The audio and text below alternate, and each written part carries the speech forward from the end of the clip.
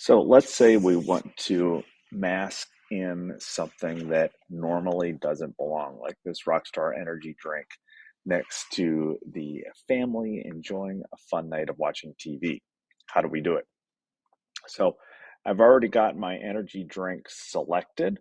As you can see, it has the crawling ants around it.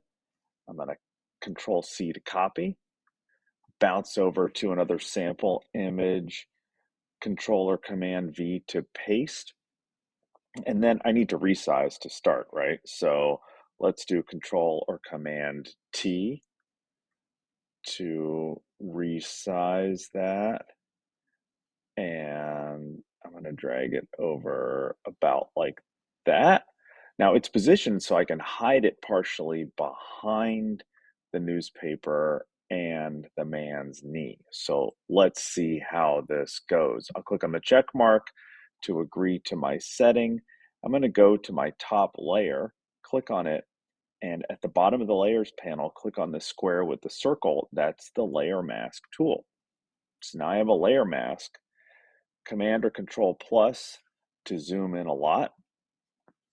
My brush size is way too big, so let's use the bracket keys to shrink that down.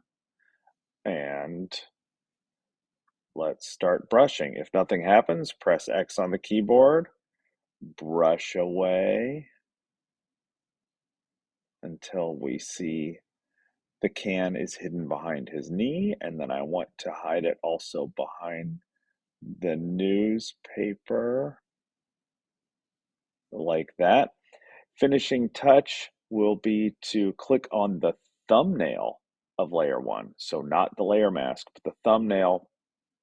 Click on the adjustment layer, go to hue and saturation, and bring that saturation down on that image.